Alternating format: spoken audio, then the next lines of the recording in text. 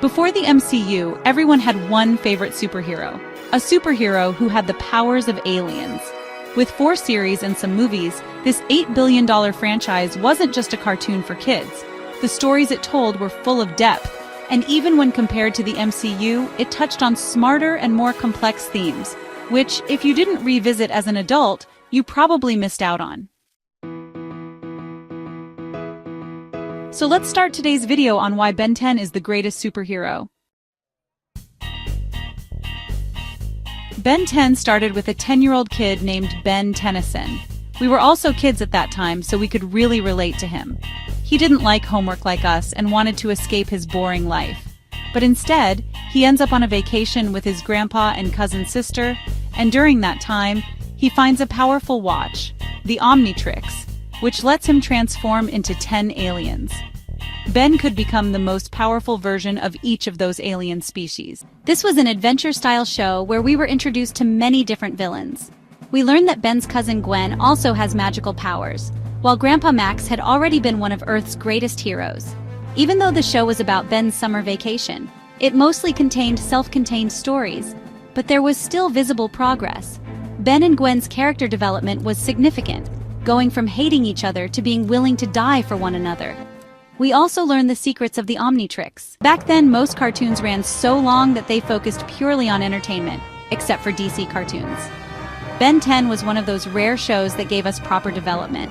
It even gave us a scary villain named Vilgax, who still makes the list of many fans' favorite villains.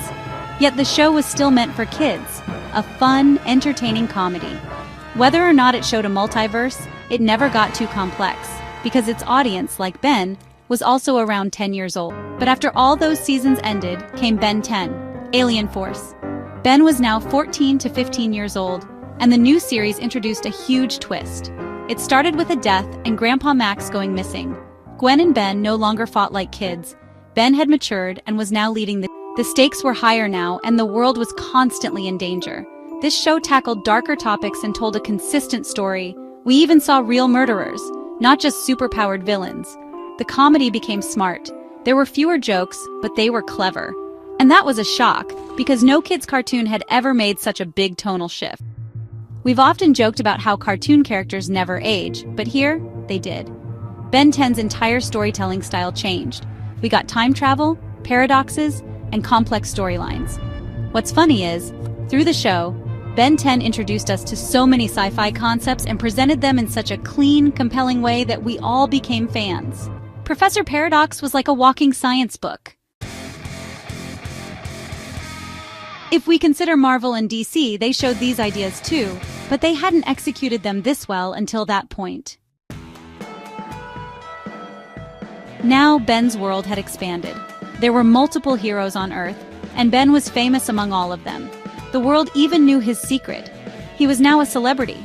He had saved the universe countless times. But Ben 10, Ultimate Alien, was a bit controversial. Ben got new powers. He could now upgrade his aliens to even more powerful versions. But these powers were rarely shown because Alien Force was so serious, and the creators tried, unsuccessfully, to make Ultimate Alien extra funny. Then came 2 live-action movies that were directly connected to the series. And they introduced one of the best villains, Eon, who turned every multiversal Ben into a villain. We saw different versions of Ben across universes. We even got to see Ben 10,000. Kevin returned to being a villain, and Ben got so serious that he was ready to kill Kevin, his friend, to save the world. There were a lot of twists and turns, some good, some bad, but the show was still a hit. Still, it didn't get the same hype as the original, so the creators launched Ben 10 Omniverse. Now Ben was almost 18 and had become a full-time hero. This new show had a lot more comedy and a different art style. So many fans dropped it. And I agree, turning villains into jokes wasn't the best choice. But then came Omniverse's second half. And it had storylines so complex and so peak that no other superhero show could compare. Ben, the kid who always cracked jokes, ended up saving the multiverse by killing himself. But he created a time loop before dying, so everything gets reversed. So basically, there's a loop where one universe's Ben dies, but another universe's Ben saves him. And then they actually destroyed an entire universe, and Ben recreated an exact copy of it using Alien X.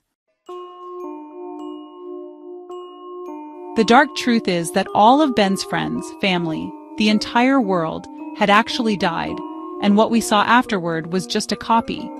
Then they broke the fourth wall and revealed that the reason the tone and art style kept changing after each season was because Alien X's species kept rebuilding the multiverse in their own way. And it didn't stop there. Omniverse ended with Ben creating the universe itself.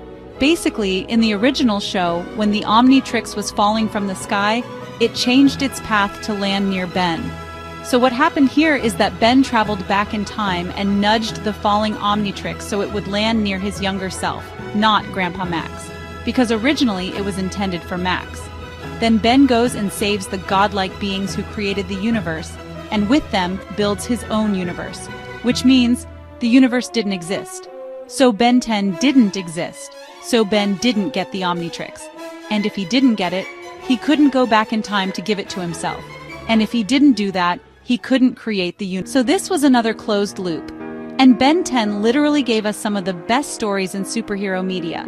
But because of the overuse of comedy at the start, Omniverse didn't get as many views. Instead of launching a new season, the creators rebooted the whole thing, making a brand new Ben 10 show for younger kids. And that was the end of one of the best superhero franchises. Ben 10 is still considered peak because, although it started as a cartoon for kids, it became a deep, complex, and one of the best written shows.